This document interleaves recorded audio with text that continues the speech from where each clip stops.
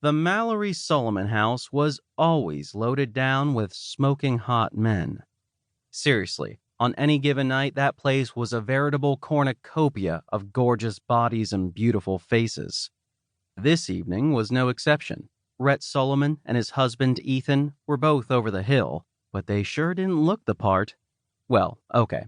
Ethan was noticeably gray around the edges, and Rhett had a few lines on his otherwise, oh my god, gorgeous face, but time eventually did that to all of us.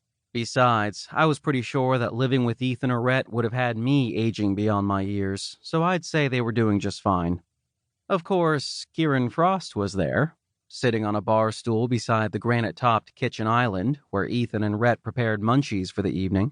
In true Wilds bartender fashion, Kieran was walking eye candy, from his flawless body to his perfectly arranged, almost black hair.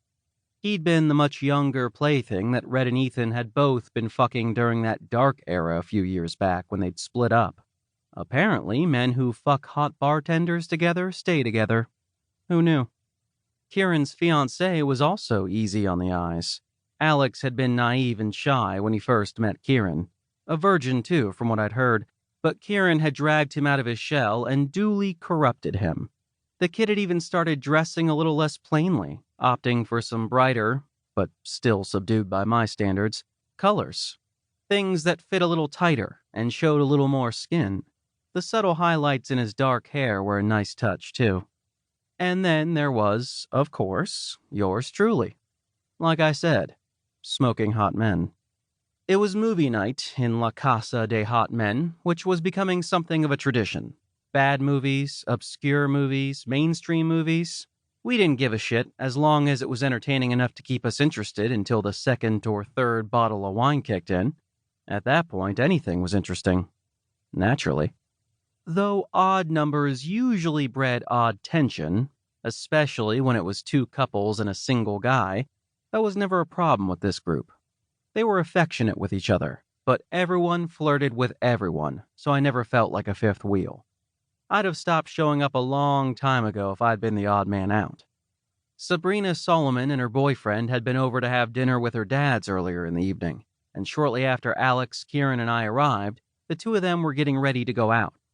"Well, look at you!"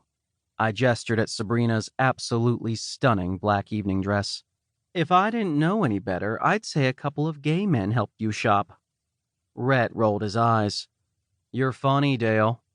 Ethan muttered something and continued slicing cheese for the tray that was already half covered in artfully fanned-out crackers. Sabrina just giggled. "Actually, it was just one gay guy this time." "You're welcome." Kieran winked. "What?" I put a hand to my chest and glared at Kieran. "You never take me shopping." "That's because you find shit for me to buy and I end up broke before we stop for dinner." I shrugged. "Not my fault I have good taste." "Mm-hmm. Expensive taste is more like it." Tyson, Sabrina's boyfriend, put an arm around her waist. "Well, at least she's got someone to take her shopping." He smiled, but it was a nervous look, which was odd on someone who was usually so calm and mellow. He seemed in a hurry tonight. Almost twitchy, as he said, "Anyway, we'd better run. Doors open at 7. "Have a good time." Rhett came around the island and kissed Sabrina's cheek. "You know the drill. Call me." "If we have too much to drink." "I know, Dad." She gave him a pointed look. "Since you're hanging around with these miscreants tonight, are you sure you won't have to call me for the same reason?"